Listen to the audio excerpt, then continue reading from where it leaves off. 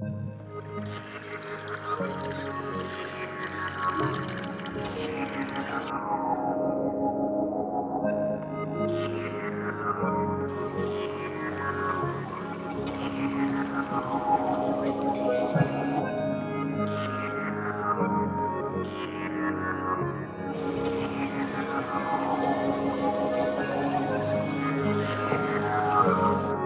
зовут Мария Ларионовна. Мне 71 год.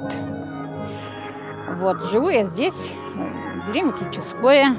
На пенсии, конечно, уже давно. Я родилась в деревне Ананьево Киевского района. Этой деревни уже нет. У нас в деревне ключей не было. Был пруд, была речушка маленькая. Ну, полоскали, конечно, в этой речушке, там были лавы сделаны, и в пруду были лавы сделаны.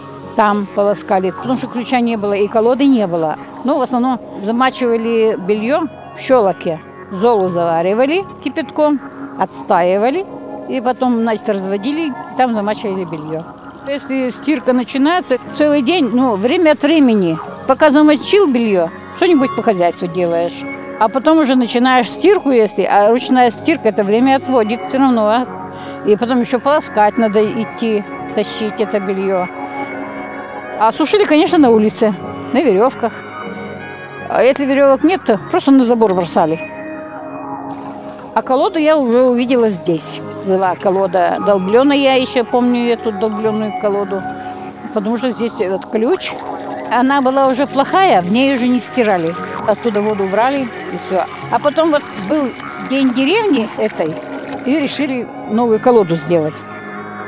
Мужики собрались, тут, значит, колоду сколотили из досок, материал сельсовет привез.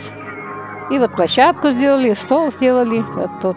Еще не было этой лесенки, просто были дорожки. Эти елочки были совсем еще маленькие. У меня даже есть эта фотография. Раз я здесь стала жить, я уже сделала лесенки.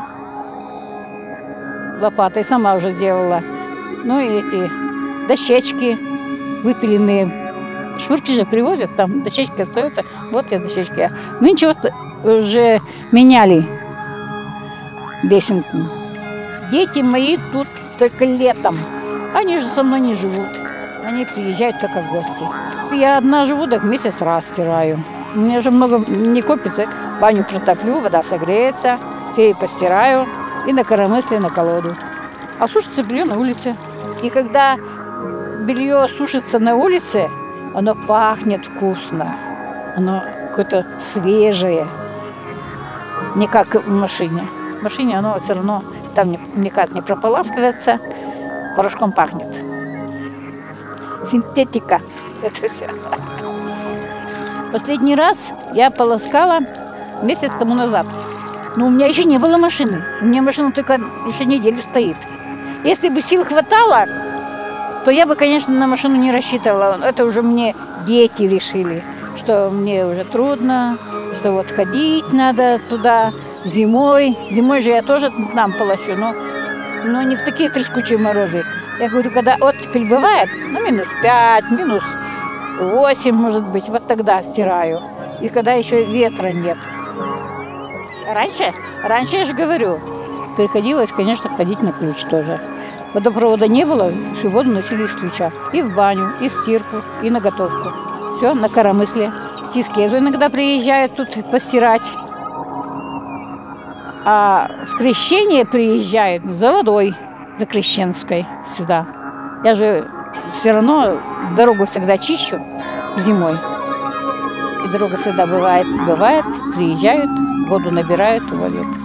Даже вода хорошая тут.